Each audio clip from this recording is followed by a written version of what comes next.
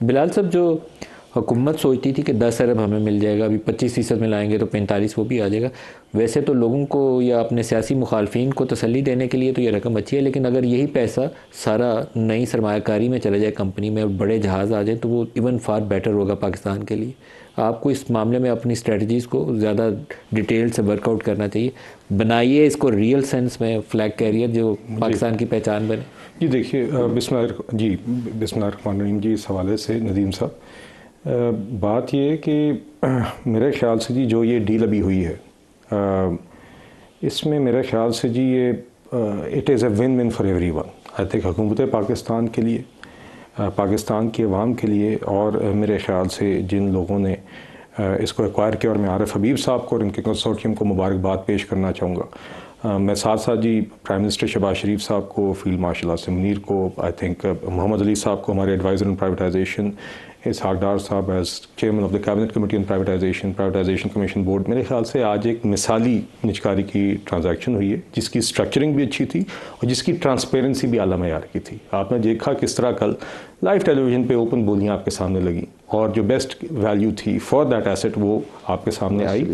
जो स्ट्रक्चर के हवाले से बात है नदीम साहब, जो स्ट्रक्चर में जो बात है, और आरिफ हबीब साहब इस पर ज़रा बेहतर बता सकेंगे कि इसी ट्रांजैक्शन 135 अरब रुपए की ट्रांजैक्शन हुई है, उसमें से 10 अरब रुपए हुकूमत को मिलेंगे, और 125 अरब रुपए जो पीआईए की ज़रूरत है कैपेक्स की, वो इसी ट्रांजैक्शन के अंदर एड्रेस हुई है। और हुकूमत का आपने बिल्कुल दुरुस्त कहा कि 10 अरब रुपए आज कैश, और 25% जो बकिया रह गया है उसकी 45 अरब रुपए की वैल्यू शेयर्स की है, उस बुनियाद पर जिस पे कल ट्रांजैक्शन हुई है।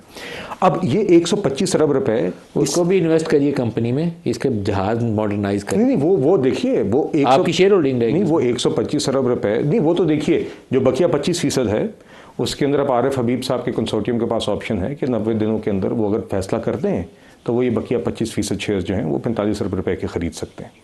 मगर देखिए, मेरे ख्याल से जो पीआईए की बुनियादी ज़रूरत थी, जो कैपेक्स की थी, जिसका तयन हुकूमत ने ख़ुद भी एडवाइजरी सतह पर किया, और क्योंकि सारे क्वालिफाइड बिडर्स के साथ बैठ के मशावरत हुई इसकी टर्म्स पे बिडिंग करवाने से पहले इस ट्रांजैक्शन को ऑप्टिमाइज़ करने के लिए, उसमें कैपेक्स और आगे की जो तकाजे हैं, जो ज़रूरियात हैं माली तौर पर इस एयरलाइन को खड़ा करने के लिए, उस पर बातचीत करके फिर ट्रांजैक्शन को उसका स्ट्रक्चर किया गया। और वो सारी चीज़ें जो अभी आरिफ हबीब साहब कह रहे थे, चाहे वो नैरो बॉडी प्लेन्स की एक्सपेंशन हो, फ्लीट की एक्सपेंशन हो, वो सब इसमें एड्रेस की गई है। तो ये जो 125 अरब रुपये भी हैं,